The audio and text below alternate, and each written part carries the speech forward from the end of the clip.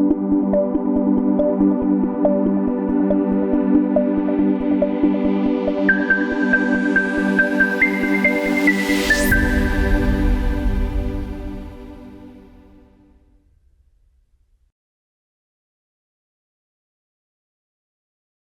other housekeeping things that I wanted to mention is that, like I said, we'll have a Q&A at the end, but if you think of a question and you don't want to forget it, just drop it in the chat. And at the end of the meeting, we will go through all of the questions in the chat and answer those. So you can feel free at any time to put your question there. Lindsay, this is Mike Nichols, the director of the City of Houston Housing and Community Development Department. I just want to welcome everybody to this conversation about the 2025 CDBG Multifamily Rehab NOFA. As you know, this is something very important to the department, to the mayor, and to me. And we look forward to having robust conversations. And I want to thank our staff for putting this together and working on this. One of the things that I'm very proud of is the transparency of our programming, and this is a big part of it. So thank you to the whole staff who involved in this, and so this is an important item for us. Thank you, Mike. So as we move through the slides, we'll have various staff members that will be presenting. At that time, I will introduce them and they'll present their slides. So I'll start by introducing myself. My name is Lindsay Broom. I'm a staff analyst here at the Housing and Community Development Department. I work with our NOFA team. So I'm kind of your go-to person for any questions that you may have about the presentation today or about a potential application that you may be submitting. So so kind of your go-to person as you have questions about the process and the material as well. All right. So we're going to just go through, what is in the NOFA, what our funding sources are, as well as all of our compliance requirements. And at the end, I will give you a demonstration how to get to the NOFA and then how to submit it. So first I'll talk about our funding and solicitation schedule. For this CDBG Multifamily Rehab NOFA, approximately 12 million total. 10.6 million is coming from CDBG and another 1.6 is from non-federal funds. We issued the NOFA on the 12th, that was Friday. Today we're having our pre-application conference. And then on October 3rd, that is the question submittal deadline. What that means is that after you have read through the solicitation and the corresponding information that was provided, if you have any questions that you would like answered, you need to submit those by October 3rd. When I say questions, I mean about any type of project that you may have, technical questions, things of that nature. If you have a question about, how to submit my application, you can ask that after October 3rd. What we mean is questions that may impact your application. So questions that could impact your score, questions that the answers would be impactful to other applicants, because we do take those questions and answers and we publish those in a letter of clarification for everyone to see. So that's why we have a deadline, so that we can make sure that everyone has access to the same information. The application deadline for the application itself is October 13th at 5 p.m. And that will be through Beacon Bid, which I will show you how to access that and how to submit at the end of this presentation. All right, up next we have the overview of the NOFA and the multifamily program. That is with Ryan Bibbs, one of our Deputy Assistant Directors here at the Housing Department. And I'll let Ryan introduce himself and present his slides. Good morning, everyone. I'm Ryan Bibbs, Deputy Assistant Director. I oversee the multifamily division and the public facilities division here at the City of Houston Housing Department. Next slide, please. We are, right now there's a NOFA online, and what we're going to be looking for are deals that have the terms that are presented to us in front of on the screen now, which will be award structured on a non-advertising loan subordinated to the senior debt. The repayment obligation would be in the event of a sale or refinance of the loan. And the The deals will have a 1% interest only subject to cash flow, meaning throughout the year after you pay all your responsibilities and all your bills, whatever is left in cash flow, we'll be seeking 1% of whatever is left. Minimum of 15-year long term on the LURA.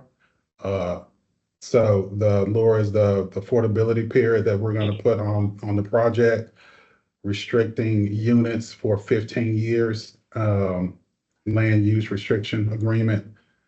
And then the LURA will be senior to all other liens on the project. Next slide, please. Eligible activities will be acquisition. Acquisition is eligible. It's a rehab, NOFA, rehabilitation is eligible.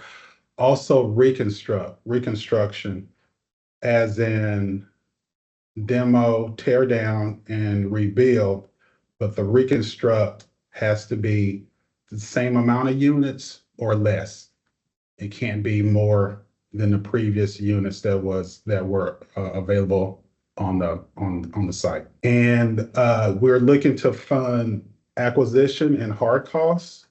Soft costs will be a case-by-case scenario, but we're looking primarily to fund acquisition and hard costs. Next slide, please. Threshold items, again, will consist of your project being a rehab or reconstruction, minimum of 40 units, not located in a 100-year floodplain, entity that's involved with the city or the borrower, owner cannot be debarred or suspended within city limits. We're looking for deals that already have site control, meaning you already own the property, or if you're looking to acquire the property, you have some sort of earnest contract or purchase sale agreement already in place, something firm, a letter of intent would not be firm enough.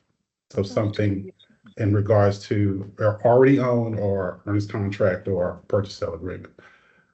We're looking for entities that will demonstrate that has a track record of being successful, track record of being successful with city funding, track record of being successful in construction and building, and someone who's done this before. So as you're populating your applications, this is a competitive application process. So as you're populating your applications, as you're looking at all these items that we're referring to today, try to check the box and try to prove up that all of the things that we're looking for you have done on your previous deals and in the history of your corporation. And the deals that gets closer to the things that we're looking for on our presentation today will be the projects that have received more of the scores and that could possibly move forward on a award with us. Application fee, it will be $1,500. We're looking for deals that will have a power outage plan. Generators is required, and we are looking for the generator to be doesn't have to power every square footage of the building, but items such as elevators, common areas, is mainly what we'll be looking for from a generator standpoint. And the relocation plan, we'd love to see what the relocation plan looks like, as you may want to do a phase in scenario where you're working on one building and you're phasing folks from another building into your newer building as new units become available. So we'd love to see that plan as well. Next slide, please. Here's your scoring criteria that I mentioned earlier, maximum of 100 points. So we're going to be looking at your organization experience. Have you done this before? Have you been successful? And prove that to us through your documentation. We want to see what your development team looks like. So explain to us who's going to be on your development teams, their years of experience. Have they done this before? Your financial capacity. We want to know, as you're working on projects and you have cost overruns, unexpected cost overruns, you will be able to to handle those cost overruns and still complete the project in a timely fashion. Site location, we're looking for projects that's close to local transit. We want to see the school rating with the Texas Education Agency. We want to kind of know what those latest ratings are for the schools in that area. If you're building in a concerted revitalization area, TIRZ, tax increment reinvestment zone, that'll give you a few more points on your scoring as well. From a project information standpoint, we want your project to be project ready, as in we ideally want you to be able to get closed and start construction within 12 months or so. That's what we're looking for. Sources and uses, we want to see your funding stack. We want to see who your senior lender is going to be. We want to see who your equity partners are going to be. We want to see a full funding stack and some commitments from who your funding sources are going to be to move forward. We're also looking at if you have any local support. We want to make sure you're talking to your council members and your local civic leaders as well. Financial analysis, we're going to be looking at the pro forma and making sure the pro forma performs well throughout the year. Debt coverage ratio, we want to make sure their expenses are in line. Cost analysis, we want to see what it's costing per unit for your rehab or reconstruct. And your leverage, just who else is involved on your deals as far as funding from a financial standpoint. Next slide. I think that was the last slide for you, Ryan. That was it. Okay, thank you. Thanks, Ryan. I wanted to say one thing as well about the difference between threshold and scoring criteria. So the threshold items are the items that are required to move to scoring. So hold on.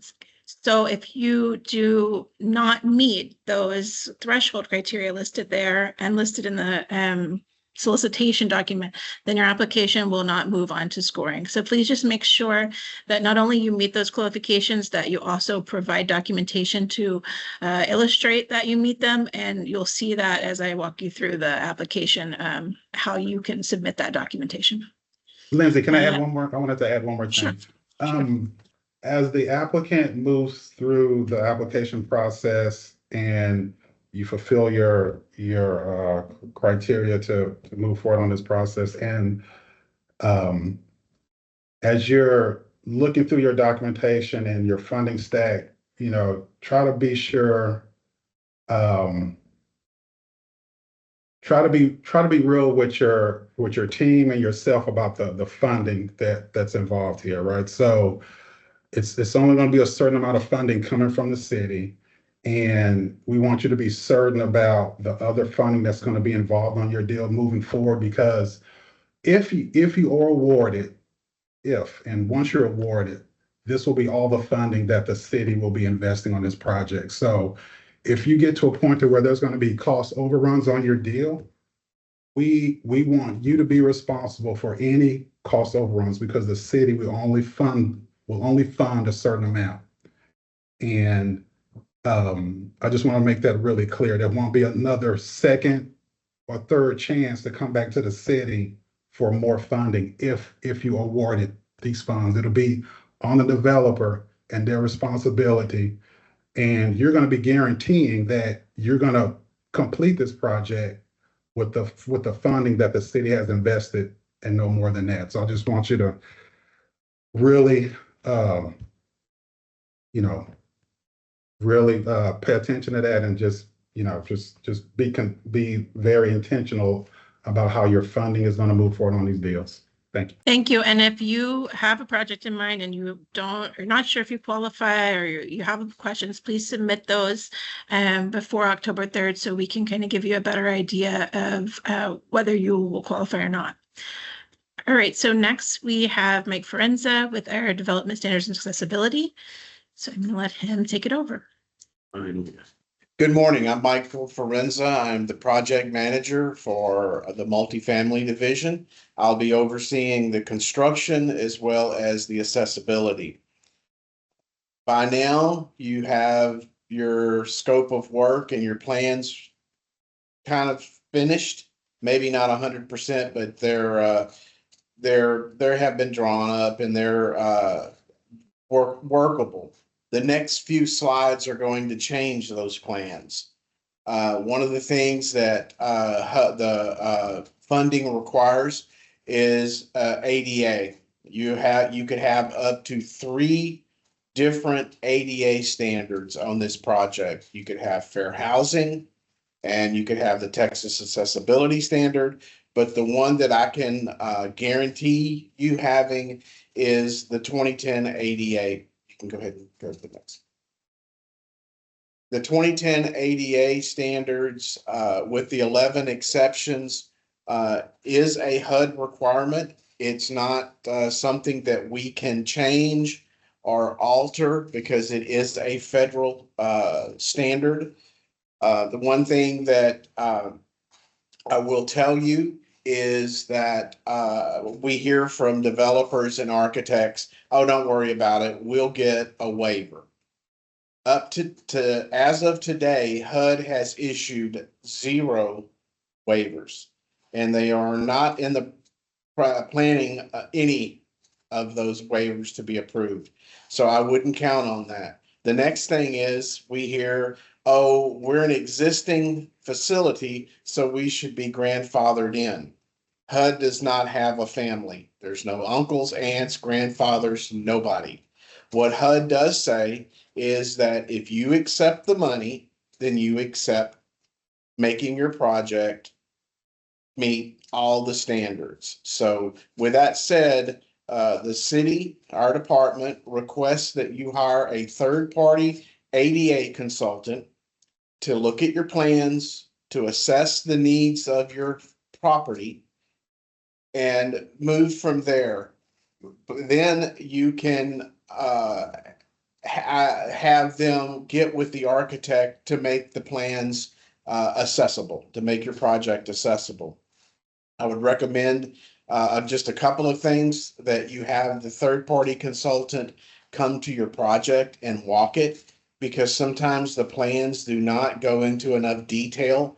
And the more you can do prior to construction will help later on in the construction. So you're not having to tear things out and redo things.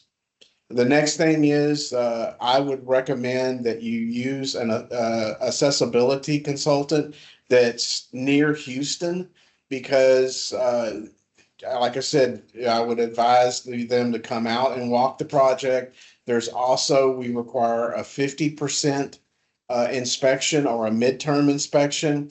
And basically what that is when you have your ADA units to a constructions up to construction to where they can come in and measure things like commodes and doorways and walkways, that you have them come out. They will also come out again and when the project is completed and do a final inspection.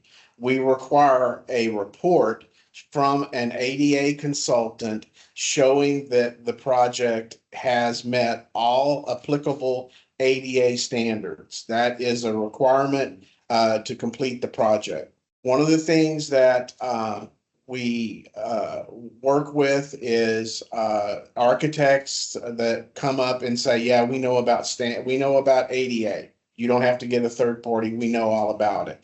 I can tell you that I've done this for quite a while, and I only know of 3 architects that have a minimum understanding of the ADA standards. So be real cautious. If your architect says, oh, I know all about ADA, ask them some questions, or just make sure, because if they don't, what it can cause is additional funding to go back and repair stuff, and additional time on your project trying to get these units to get passed. Next slide.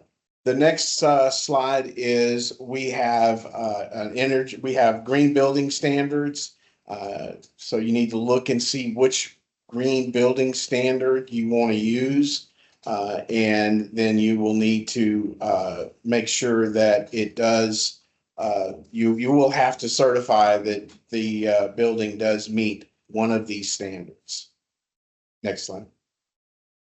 The last thing is, this is through our department. We have a minimum property standard. In the minimum property standard, there is a section for rehab. There's also a section on tear down and rebuild.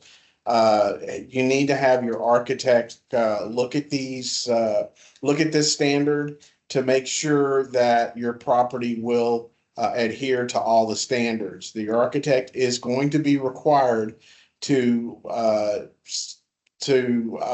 say that this property meets these standards. So make sure that your architect gets these property standards. There is a link down below that you can get those off of our website. And that should be the end of my presentation.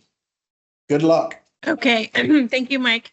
I'd also wanted to mention that the minimum property standards, that document is available when you download your application solicitation information documents from Beacon Bid. That will be included in that package of documents. So please review that before you submit your application.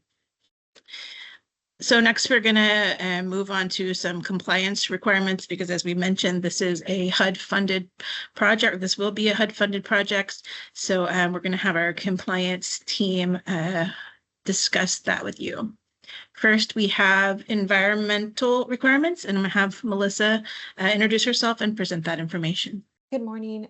Unfortunately, I will be replacing Melissa in today's presentation. My name is Laura Serrano. I am the division manager for our compliance team. And as Lindsay mentioned, anything related to the use of federal funds in whole or in part on a project is subject to Part 58. I apologize if I'm not on the same slide as you. Can you reconfirm we're at slide 18?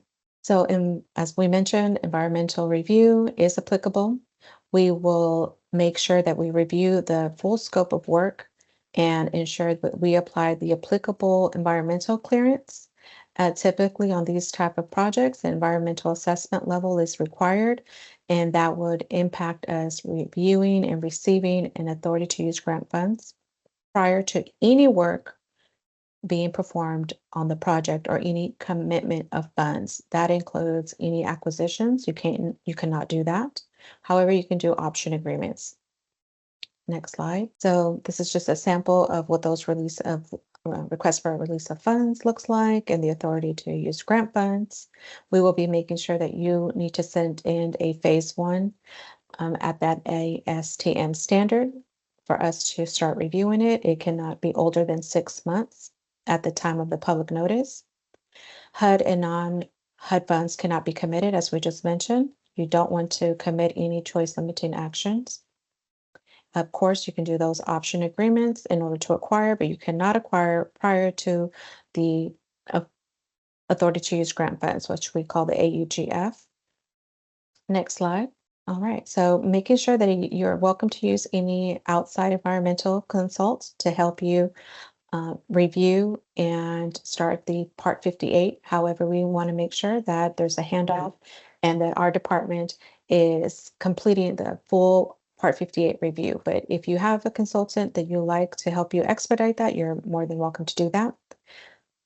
The timing of the environmental review process is the receipt of the AUGF, it varies. We do have a flow chart that we can share with anyone. It's temporarily in the process of being uploaded to our landing page on our website. Please make a note that the minimum expectation is at that EA level that we just talked about earlier. That could take up to 90 days. We do have some caveats as it pertains to properties are in the 100 and the 500-year floodplain. There are different notices that have to go out, and that's effective July of 2024 of last year. So if you haven't worked with us since then, just know that there are additional notices that HUD does require. Site contamination, toxic noise, historical mitigation requirements, they may take a bit longer. So sometimes we quote as early as 3 months, but all the way up to 6 months for the whole review process to be complete. Next slide. Please reach out to us. We have a dedicated group email. It's just hcdenvironmental@houstontx.gov for any general information, but there is a silent period that the team will review back and refer you to. We do have a dedicated hotline. Here you can reach us through our main number 832-394. Sorry for that typo, 6200, and they can always connect you to a team member. We're here to provide any type of technical assistance, questions that you may have. We do environmental reviews and we provide any guidance accordingly. Next slide. Should be it. Thank you, Laura. Thank you.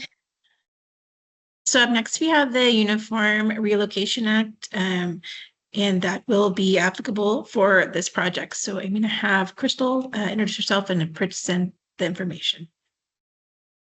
Good morning, all. My name is Crystal Scruggs. I'm the management analyst for here with the City of Houston, and I will be covering the URA section of this presentation, also known as the Uniform Relocation Assistance and Real Property Acquisition for Federal and Federally Assisted Programs. Next slide. So URA is a federal law that establishes minimum standards for federal or federally assisted programs and projects that require acquisitions of real properties or displaced persons from their homes, businesses, or farms. It emphasizes on fair and equitable treatment to displaced persons. Acquisition with a transfer of title, rehabilitation, new construction, and demolition/conversions are all activities that trigger URA. Next slide. So to go over a few of URA thresholds, the first will be that there is no monetary threshold for relocation assistance. And secondly, URA applies to projects and programs independent of how federal funds are used. Next slide. The first stage in the URA process is the application. This is considered the preliminary phase. In this phase, the NOFA application is submitted. Once award notification is received, all URA preliminary prerequisite documents will be due. The next stage is City Council. In this process, it consists of the tenants being issued notices if applicable to your project. And the last stage in the URA process is monitoring. And in this phase, if applicable to your project, relocation starts, submission of tenant files is required, and URA monitoring review is conducted. Next slide. So if the project will consist of relocation, whether residential or non-residential, the following documents will need to be submitted immediately after award notification. For projects with acquisition, you will need to submit a URA assurance letter, a notice to seller, a seller occupancy certification, and an initial title commitment. If relocation is applicable, then you must submit a relocation plan, relocation budget, initial rent roll, and the template that will serve as the general information notice, also known as the GIN, within 30 days of your application submission. These forms can be found on the City of Houston Housing and Community Development website on the Compliance tab. Next slide. The developer will need to ensure that the relocation administrator is knowledgeable and understands URA the HUD Way and the HUD Handbook 1378. Both are great resources on the process of relocation and provides basic information on important topics such as relocation planning. So next slide. I'm sorry, I think we're a slide behind. Okay, so for more information on URA, such as what triggers URA and access required forms when URA is applicable to your project on a general overview, please visit http://houstontx.gov housing/compliance. Next slide. Please note URA contact information where you will submit all URA documents and any URA related questions. And this will conclude my presentation of URA. Thank you. Thanks, Crystal. I did want to mention, though, that for this particular NOFA, the threshold requirement is submitting a relocation plan. The URA team can correct me if I'm wrong, but I believe this is a temporary or a draft relocation plan, giving our team a heads up that you will be relocating folks and what your plan is and how to handle that. Laura, are you still on the call? Do you mind Yes. addressing that? Absolutely. Thank you for bringing that up, Lindsay. So in order for us to make sure that we are adhering to the URA rules, we are asking that the proposal includes your relocation plan. And that plan are it highlights some of the items that Crystal just mentioned. We should have a template to guide you to what the minimum requirements should be included on that plan. As an example, what is the budget? What is the demographics? What is a unit mix, initial interviews, and what has that yielded you with regards to the needs of your project? How many people can be temporary relocated, or are you doing permanent relocation? Temporary relocation consists of only 12 months. If not, then you're triggering permanent. Permanent relocation would be that you're reducing the unit size. So we have a lot of great information on our website. As Crystal mentioned, you can contact us for general information about relocation, nothing specific that we can answer that would impede the NOFA competitive proposal process. Thank you. Thanks, Laura. And yes, like she mentioned, when you download the solicitation documents, there will be that relocation plan template available there. So, all right. So thank you. Next up, we have Davis-Bacon and related acts with Lakeisha. Good morning, everyone. I'm Lakeisha Tate, the Compliance Staff Analyst with the Housing Community Development Real Estate Compliance Section. I will be providing the compliance requirements for Davis-Bacon related acts, HUD Section 3, the City of Houston Minority Women Small Business Enterprise, and the City of Houston Pay or Play Program for the 2025 CDBG Multifamily Rehab NOFA Pre-Application Conference. Davis-Bacon related acts is governed by 24 CFR Parts 1, 2, 3, 5, 7, and 9. Next slide, please. Davis-Bacon related act purpose is to safeguard communities and workers from non-local contractors underbidding local wage standards. The DBRA principal acts and regulations and related labor protections includes Davis-Bacon related acts. This includes laws that extend DBA prevailing wages standards to federal assistance programs for construction projects. We have the Copeland Anti-Kickback Act. This law prohibits contractors from including employees to give up earned wages and requires weekly certified payroll records for covered projects. We have the Contract Work Hours and Safety Standards Act, known as the CWHSSA, and this is mostly for projects that are over $100,000, and it mandates overtime pay at 1.5 times the basic rate for hours worked over 40-hour work week.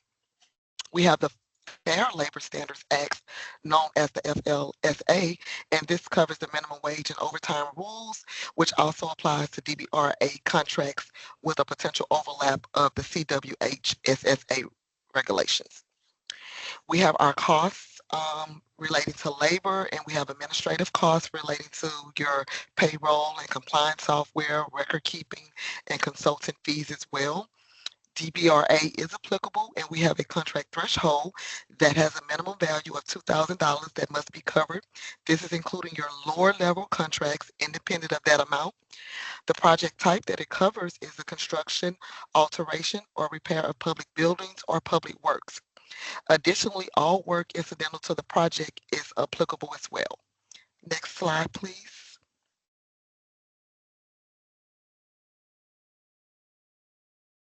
So the prevailing wages rates are provided prior to the pre-bid meeting, and rates are secured by the date of the bid opening contingent upon the signing of the general construction contract. Certain exceptions to this rule may apply. Next slide. So the DBRA overview consists of the contractors and subcontractors, including lower tier subcontractors, are required to inform and compensate construction workers with the hourly prevailing wages according to their specific trade, provide weekly certified payroll via our LCP Tracker web portal, which could be accessed from any smartphone, tablet, or PC. You want to ensure that all necessary compliance documents are submitted before commencement of work. You want to submit the payroll along with supporting documents such as your payroll deduction, authorization forms, proof of payment, timesheets, and itemized fringe benefit plans and programs and more. Next slide, please. DBRA required contract documents. So the Federal Regulation Compliance Form Packet, which contains the Essential Federal Labor Standard Provision HUD Form 4010 and your general wage determination, often known as the prevailing wage rate, should be referenced and included in the contract documents. Next slide, please. So DBRA required meetings. The pre-bid meeting for competitive procured contracts, this is the ideal opportunity for you to bid contractors and give an overview of the current rates and our specifications. You want to make sure that a pre-construction meeting, which is mandated by 29 CFR Part 5, the pre-construction conference is required to be conducted before the start of any construction activities. When onboarding prior to the initiation of the construction, the designated DBRA contract administrator will require all parties involved to participate in the onboarding training session. Next slide, please. So we have the Department of Labor final rule.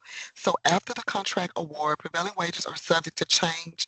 Contract or order is amended to incorporate additional substantial construction not within the scope of work or when work is performed for an existing duration that was not originally required. This is including instances when an option is exercised on a contract or an order. Next slide, please. So we have the DBRA contact information should be utilized for general inquiries, and if it doesn't interfere with the quiet period, we have HCDDBR email address at hcddbra@houstontx.gov. We have the Housing Community Development Department's website where you can obtain general information on the houstontx.gov/housing, or you can contact by phone at the 832-394-6200 phone number. Next slide, please. So we have the City of Houston's Minority Women Small Business Enterprise, known as the MWSBE program. These requirements are governed by 2 CFR 85.36 and the City of Houston Chapter 15 Ordinance, Part 5. And the purpose of the MWSBE program is to promote the growth and success of MWSBEs by ensuring local firms are afforded equal opportunities that promote utilization and eliminate discrimination on HCD projects. Next slide. So the Minority Women Small Business Program compliance requirements for the construction award under the CDBG 2025 Multifamily Rehab NOFA is advertised with a 38% minority women business goal, which the breakdown is 30% should be subcontracted with minority business enterprise and 8% subcontracted with women business enterprises. MBE and WBE goals are 2 separate goals that must be met individually. Only 4% SBE can be used to either meet the MBE or WBE goal, but both cannot get 4. Currently, MWBE primes are allowed to meet advertised goal by self-performing up to 50% of the total contract goal. MWBE primes will have to choose which goal they would like to receive credit for. On the construction project, it will be the MBE or the WBE goal. Once that MWBE prime has selected a participation, then the prime credit will be capped at the proposed percentage or the approved goal, whichever one is lower. The prime contractor must make good faith efforts to award subcontracts or supply agreements to MWSBE to achieve the 38% goal requirement. Keep in mind that only firms certified through the City of Houston Office of Business Opportunity could be used to meet the MWBE goal requirements. For more information about the City of Houston's MWBE certification process or to review the MWSB online certified directory where it's over 5,000 qualified firms, you can visit https://houston housing.mwdbe.com. Next slide, please. Next, we have our HUD Section 3 program requirements, which is governed by 24 CFR Part 75. Next slide. We'll get into the Section 3 purpose and final rule 2020 changes. So the Section 3 program requires that recipient of certain HUD financial assistance to the greatest extent possible provide training, employment, contracting, and other economic opportunities to low and very low income persons, especially recipients of government assistance for housing, particularly those who are recipients of government assistance for housing or residents of the community in which the federal assistance is spent. The final rule became effective on November the 30th, 2020, revising the HUD Section 3 regulations to establish a more effective incentives for employees to keep and invest in their low and very low income employees. Please note that a major change in the elimination of contract goals and professional service contracts are no longer required to comply with the HUD Section 3 requirements. HCD section policy has now been revised as of May 2025 to be in coordinates with the final rule. Next slide. So the Section 3 threshold and applicability on Section 3 covered projects. Section 3 requirements apply to any contractors with contracts of more than $200,000 for housing construction, rehabilitation, or public construction projects assisted under HUD programs that provide housing and community development financial assistance. Section 3 requirements apply to the entire project, regardless of whether the project is fully or partially assisted under HUD programs that provide housing and community development financial assistance. Next slide. So the Section 3 contracting and employment requirements. Contracting, where feasible, the priority for contracting opportunities will be provided to business concerns that provide economic opportunities to Section 3 workers residing within the metropolitan area in which the project is located. The priority will follow. If a Section 3 business concerns that provides economic opportunities to Section 3 workers residing within the service area of the neighborhood of the project, and the service area will be within a 1-mile radius of their project site. The other priority would be our youth build program. So a youth build participant is a community-based pre-apprenticeship program that provides job training and education opportunities for at-youth risk between the ages of 16 and 24 who have previously dropped out of high school.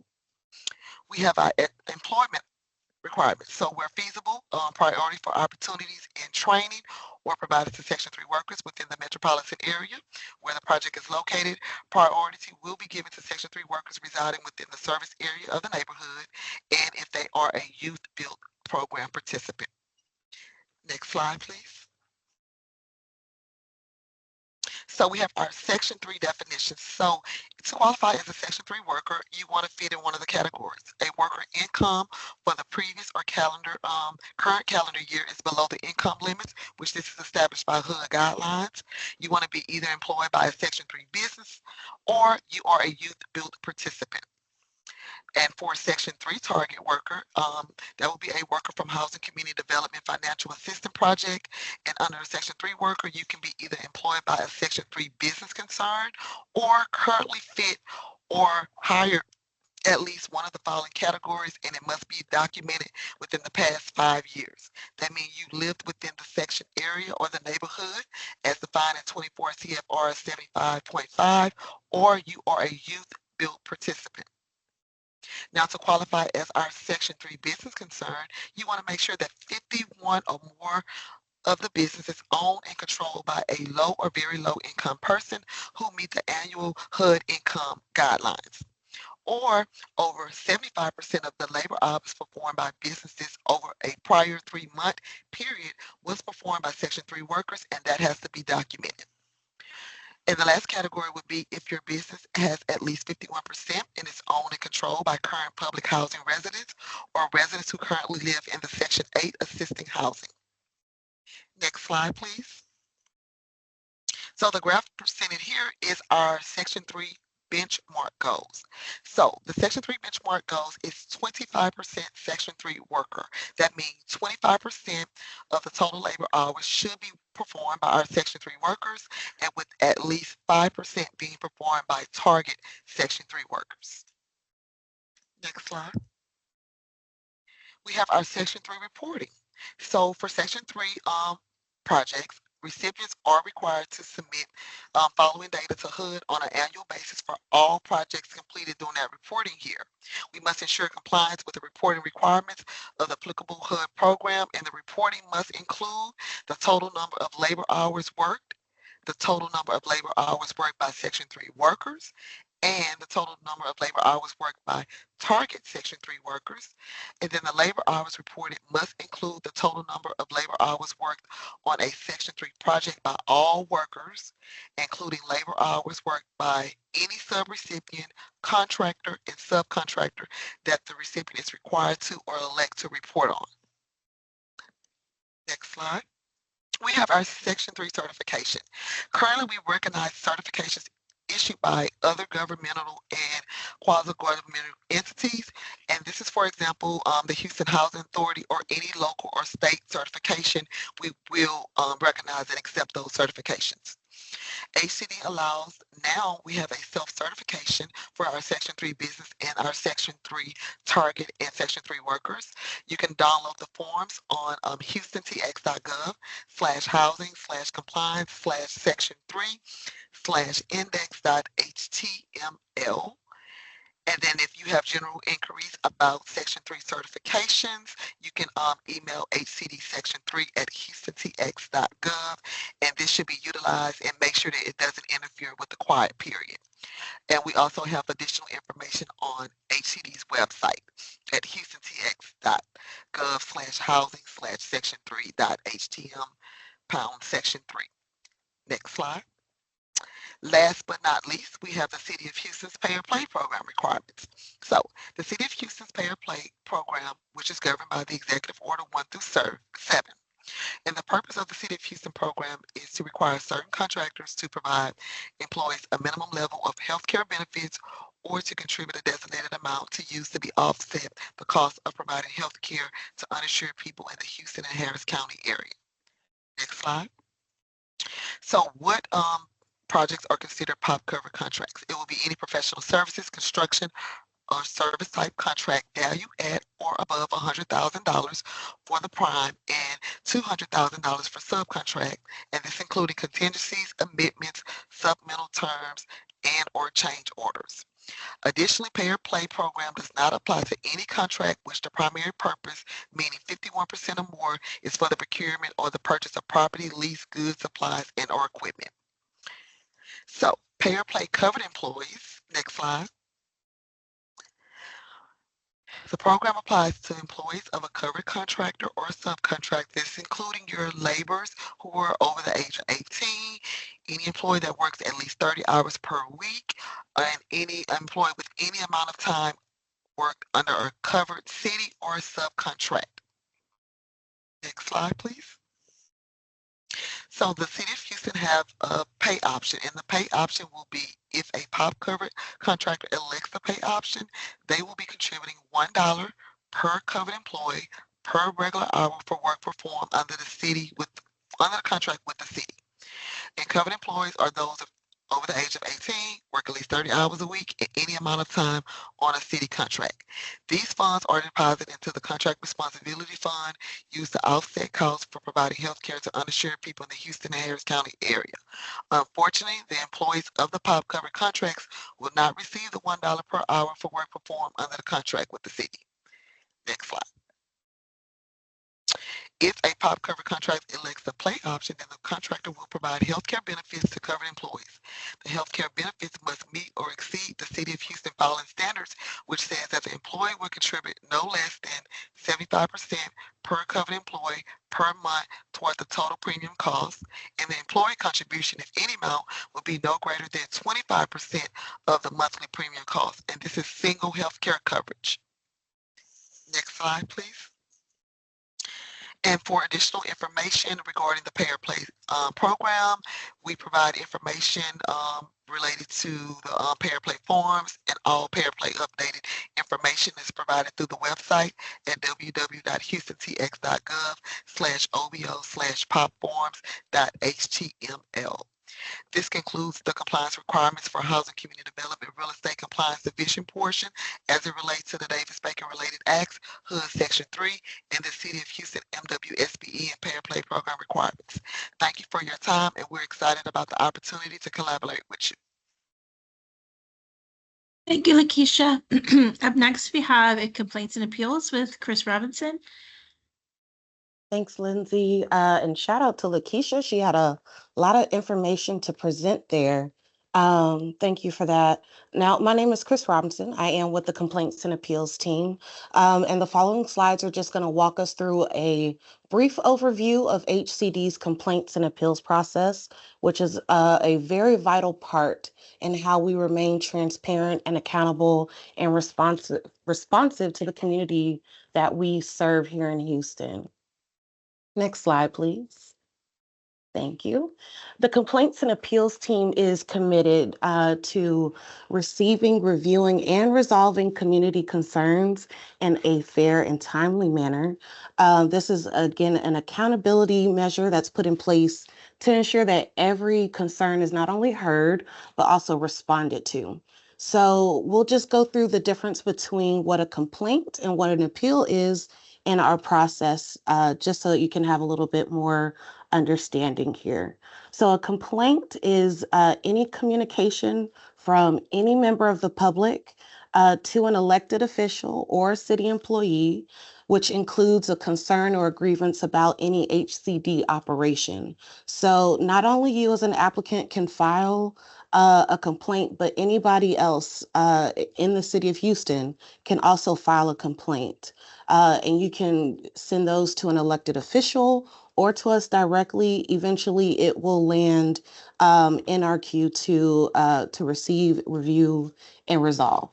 So some of the common complaints that you might have as an applicant in the NOFA process is maybe processing, something takes too long to process, like the actual application itself. Maybe you haven't received a status update on whether or not you've been awarded or not. You might have an issue or a concern about the requirements that have been laid before you as a part of the NOFA application. So you can truly complain about anything that you have a concern about related to our operations. Sometimes there are, things that we're just beholden to, like HUD requirements, federal, state, and other local requirements. And so we can't do too much about it, but we can provide an explanation as to why something is. But if there is a concern that we can resolve, we do our best to achieve that, especially with all of our complaints. Now, an appeal is different. This is a form of communication from the applicant that says that I'm not satisfied with the determination that the program area or the NOFA team has rendered. So with the NOFA, you have only 5 business days to submit in writing your appeal. And we'll go through that again in just a little bit, but appeals are only after you've received some sort of determination. So that would include, I was not awarded for this particular NOFA. I don't agree. I should have been high scoring. I want to challenge that. Or whatever amount I requested, I don't believe that they awarded me the appropriate amount, considering what I've contributed and what I'm capable of. You can appeal that. However, there are certain things that you are not able to appeal. If you fail to meet a NOFA appeal deadline, we won't accept that appeal. You can file the request, but we won't proceed with the appeal process. We'll reject the appeal request. So when you have an appeal, you can cite your reason for that appeal, but we have some dedicated reasons for appeal that you have to fall under in order for that appeal to be approved to move forward through the actual appeal process. Next slide, please. Alrighty, so again, who can file a complaint and who can file an appeal for NOFA? Anyone, again, can file a complaint. Anyone that's a part of the public. So it could be a program participant or you as an applicant. However, appeals are only available for those who are applying through the process. And even after you've been awarded, you are still able to file complaints with us. This process doesn't stop at the end of the NOFA application period. Just the reasons for which you would file an appeal or a complaint might change depending on where you are in the process.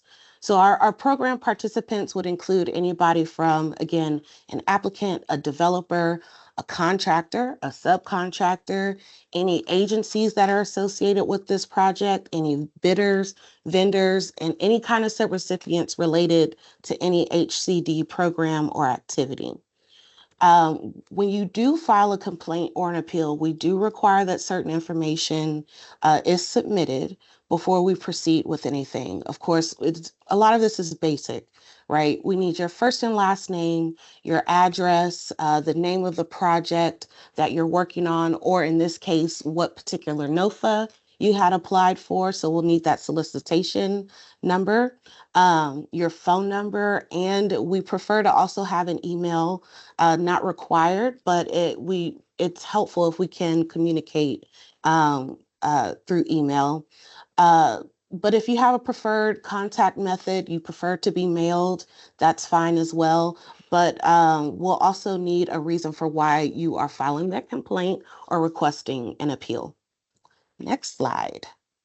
Alrighty, so there are three tiers of review for an appeal. The third tier is not going to apply here because it's only related to our state-funded projects.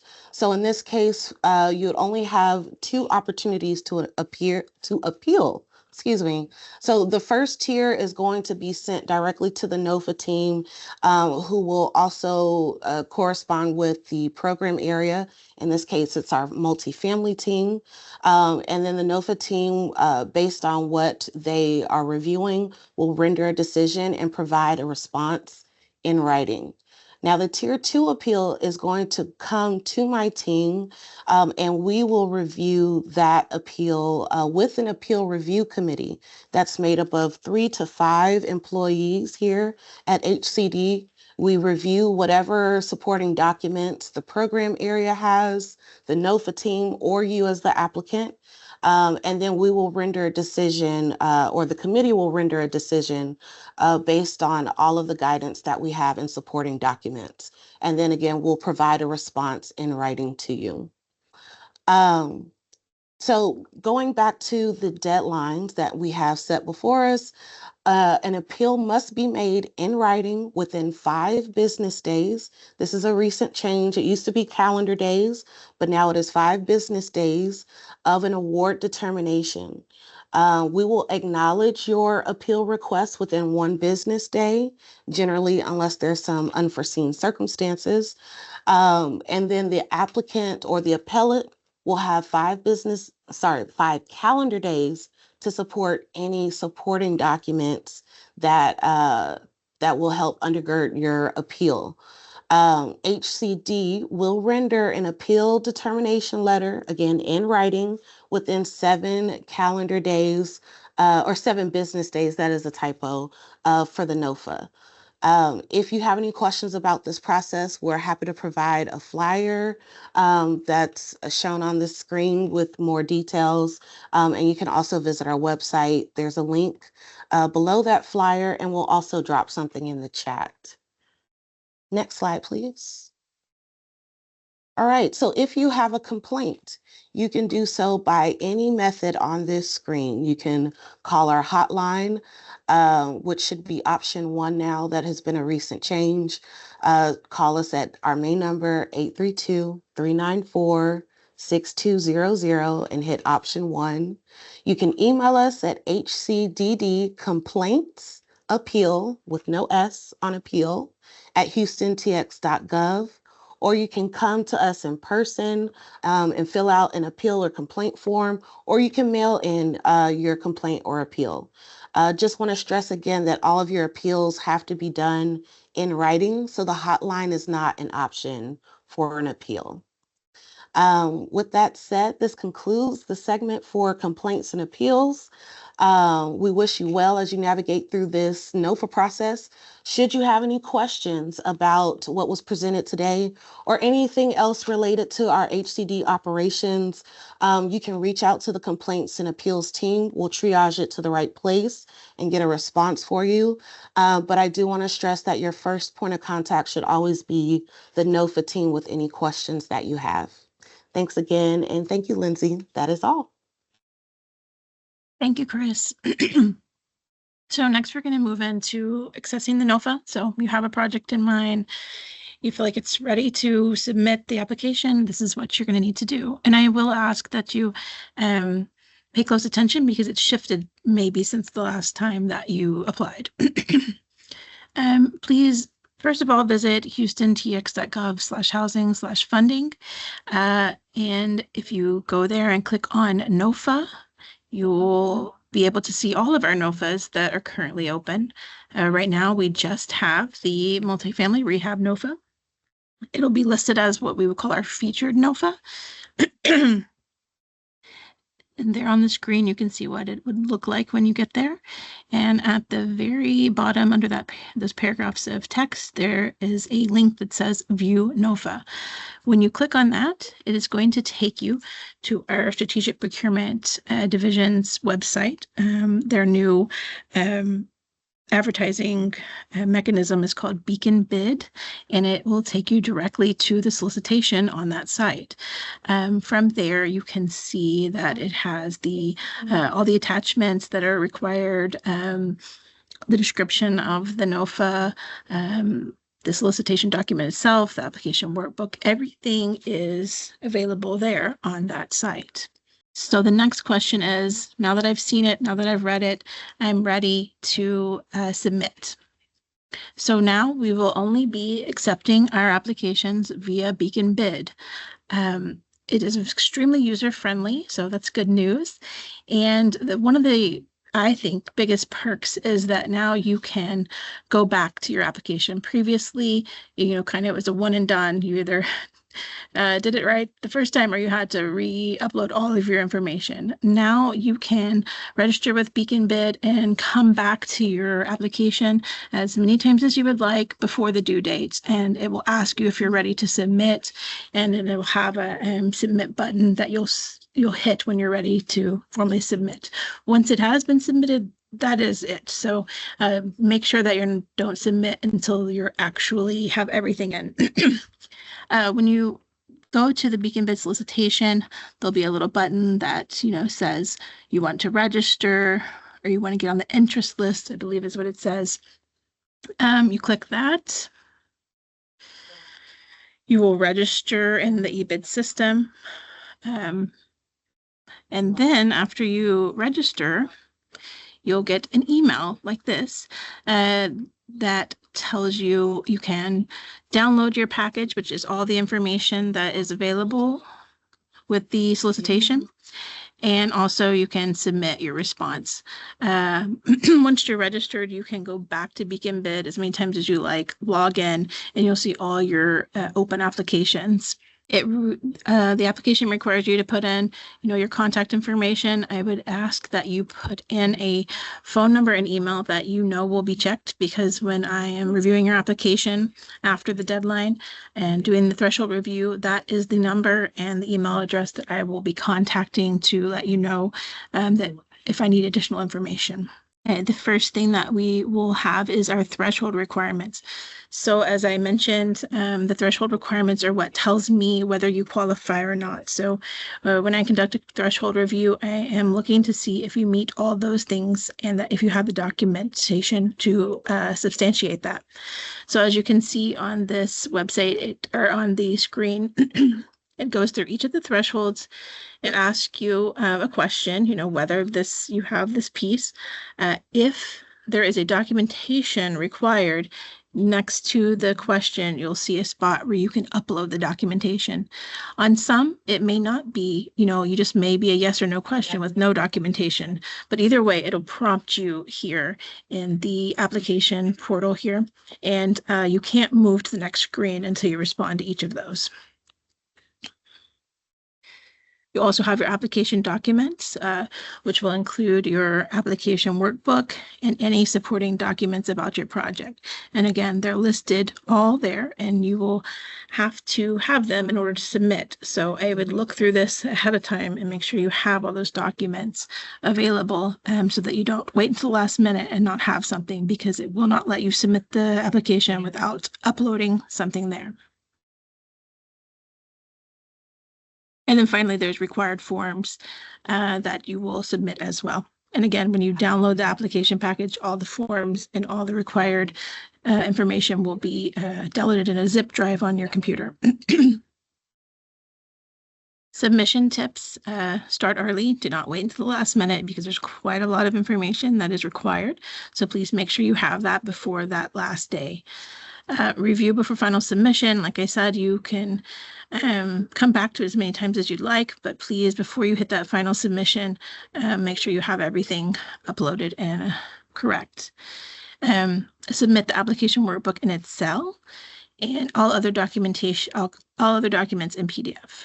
All written communication should be sent to hcd_NOFA@houstontx.gov.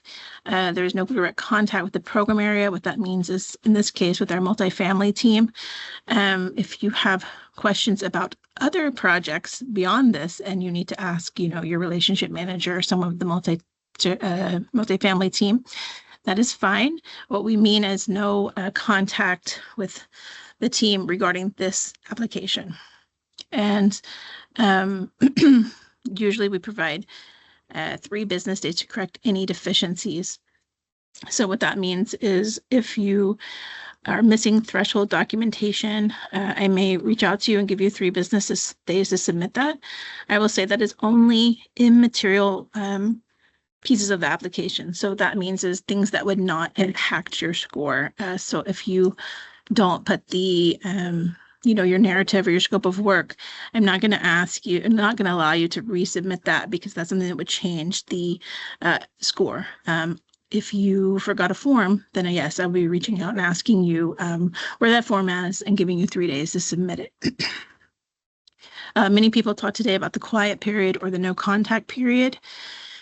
So essentially what the no contact period is that no applicant should attempt to influence the outcome of the award by promising gratuities, favors, anything of value to not only the staff members here at the housing department, but anyone in the city or any elected official. All inquiries should be submitted to that hcd_NOFA@houstontx.gov. And again, this does not mean that you cannot contact anyone at the city at all during the quiet period. It means that you cannot contact the city in an attempt to influence the outcome of the application. This, however, nothing stops you from making public statements to City Council, convene for a regularly scheduled session for the official selection after the official selection has been made and placed on City Council agenda for action, or to a City Council committee convened to discuss the recommendation. So after the recommendation has been made, you are free to go to City Council to discuss that or ask questions or anything like that. Okay, I know that was a lot of information. I'm going to pull up the chat and also, if anyone wants to verbally ask a question, now is the time to do so. It looks like most of the questions in the chat have already been answered. Did anyone else have a question while they have us here? Okay, one thing I just realized I forgot to say is that all of the questions that have been submitted and that will be submitted before October 3rd will be posted on the Beacon Bid website under the solicitation and a letter of clarification. So please read those letter of clarifications before you submit your application, because oftentimes they have additional information that you need to know before you submit your application. We do have one question. Is the max size of the project $6 million? That's going to be the maximum of the award. It could be up to $6 million, but that's the maximum of the investment from the city of Houston.